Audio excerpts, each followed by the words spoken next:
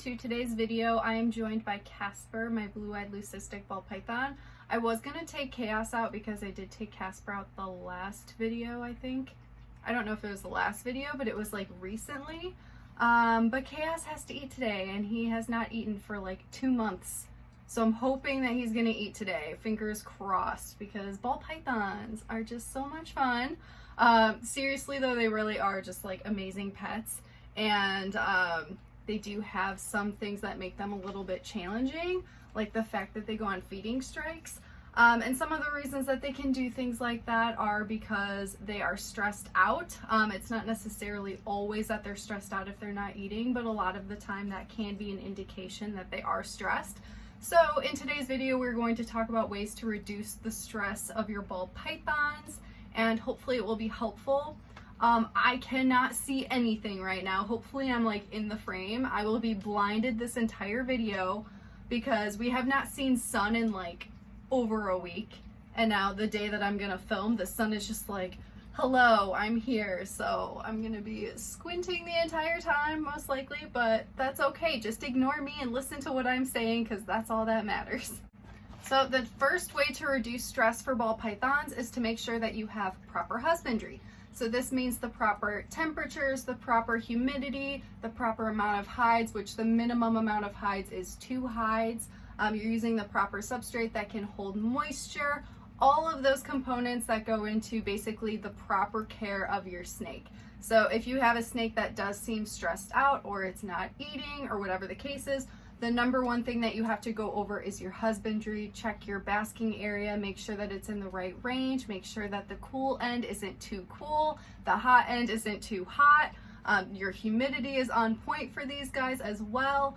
All of these things are just very important and go into taking care of a healthy animal.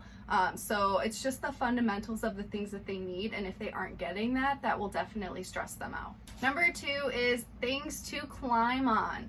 So these guys are actually semi-arboreal snakes, and a lot of people did not realize that. A lot of people actually keep them in just like tubs, and they don't have room to climb on, they don't have things to climb on. So it's just going into the newly education of these guys of the things that they actually need, and climbing is very important for them. A lot of these guys actually in the wild will hunt in an arboreal position. They will go up in a tree and then go down at the animal that they're trying to get. So it's just a misconception about these guys that they just kind of need their hides and they don't do anything.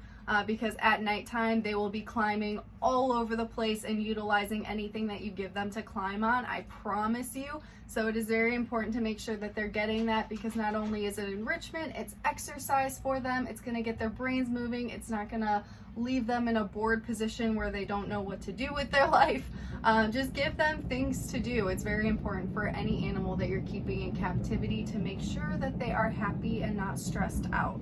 Number 3 is a trick that I learned when I was going through issues with Chaos when he was not eating anything. Unfortunately, the only result in getting him to eat is that he only eats small live mice. That is it. But there are other tricks that I learned along the way that may help other people out. And it is number 3 is small, tight hides. So if you have a ball python and you can see that they obviously like to ball up all the time, they really like small hides. So especially if you're bringing a new baby ball python into a new environment and you put it in a tank with a hide, if the hide is really spacious for them, they can still be stressed out. So it's important to get like a really small hide for them as they're growing. That way they can go in there and feel very, very secure. Another trick that people do if they can't get a hide small enough, they'll literally like bunch up newspaper or possibly substrate and shove it in there just to make it tighter for the snake. That way they can squeeze in and feel safe and reduce stress. 4 is similar to 3 in the same aspect that they kind of just like need places to hide to feel secure, and that is foliage. So foliage is going to be all of the plants and leaves and things in your setup. Basically, you want to avoid having just a big empty setup. Even if you're upgrading over time and you're starting off in a smaller tank, it's important to fill it out as much as you possibly can with all the enrichment, all the different smells, things to climb on. Why are you in my armpit? That tickles. Don't go in my armpit. So yeah, foliage is just very important because it will allow them to just feel safe in their setup. It'll give them things to sniff and do, and they can hide in it. So it just really helps these guys feel secure in their setup and will reduce stress, especially if it's like a new snake that you're just bringing home. Number 5 is to not handle your snake at all if it's not eating. So again, like not every single time your snake is refusing to eat will it mean that it's stressed out, but especially if you have like a new snake and you're just bringing it home to a new environment and they're not eating yet, they're refusing their food, and you're trying to like figure out what the issue could be. It's very important to make sure that you're just laying off handling these guys during that time, because handling can cause stress and may just make your snake want to not eat even more. So especially if you're trying to get them to eat, just don't handle them at all until they're finally eating again. Even chaos, like I feel like it's not really a certain reason. It might just be because it's winter time and he's slowing down now. Sometimes he just does that. Some snakes do that during the winter, but even so, I try to just not handle him too much during that period of time, especially if he's not eating, which is why he's not out today and we are lucky to just have Casper. Number 6 is don't boop snoots. I know everyone jokes about this and they love doing it to their ball pythons because they're just little puppy dogs, but a lot of snakes don't like that. Their head is their most vulnerable spot of their body. And it's the only place that they can protect themselves with their teeth. A lot of the times ball pythons may not bite you and they may just get stressed out and ball up if you boop them. If you notice, if you boop them on their nose, which means you just touch them on their nose, they kind of just like go away from you. Some of them will tolerate it and don't seem bothered, but most of the time it's just going to annoy them. So I just recommend to not do it just out of respect for your animal, because it's not something that they're ever going to enjoy. I wouldn't enjoy it either. If someone just like bumped my nose, I'd be like, what are you doing? Like, it's not something that any creature I think would really enjoy. So I would recommend to just not do it, and it might help to avoid stressing your animal out as well. Number 7 is to basically cover the sides of your setup if possible. You don't want there to be like a fully glass tank exposed setup for a snake if it's stressed out. Because they feel extremely exposed in those situations, and that leads to stress. So if you are using a glass tank, it can be done and it's possible.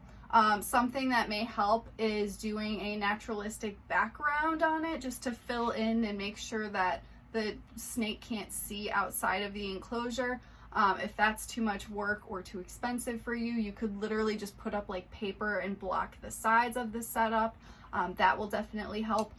That's one of the reasons why I love Zen Habitats, because the PVC enclosures, they have a bamboo print going around the 2 sides and the back of the enclosure. So the only exposure is through the front glass, which really isn't too bad. But if you have like a full dimensional just glass setup, they can feel extremely exposed in a setup like that. So it's best to avoid it if you can. And then if you are using that still, there are ways to just block off the sides to make sure that you're reducing stress for your ball python. Number 8 is having a day-night cycle. So this is the amount of light that your ball python is getting to let it indicate like what time of the day it is. It doesn't need like an actual clock, like it is 7 a.m. right now. They just need to know if it's nighttime or daytime. That way they can go about their schedule as needed and sleep during the day and then hunt at nighttime. It's important for any living creature to have that.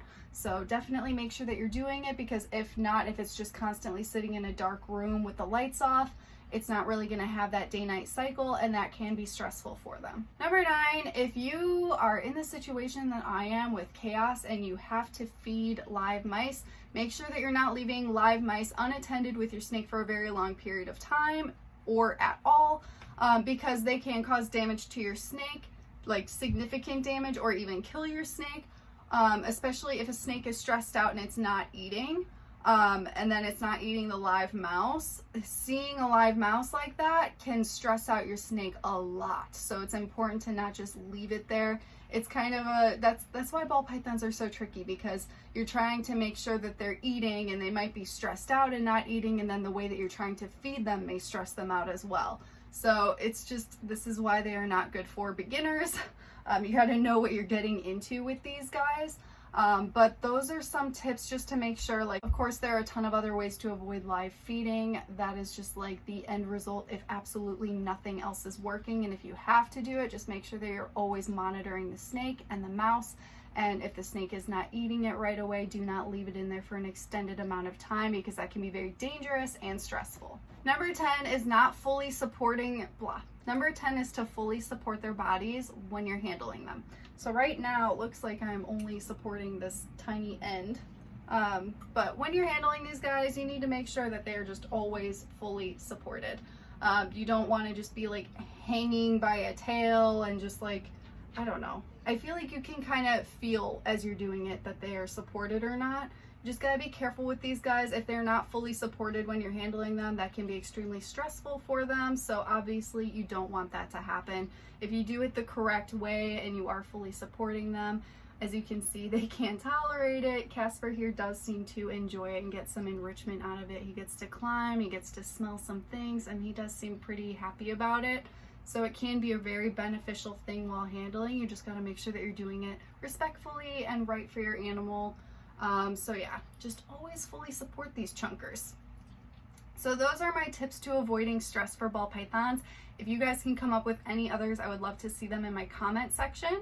But yeah, that's it for today's video. I hope that this was helpful, and I will see you guys in the next one.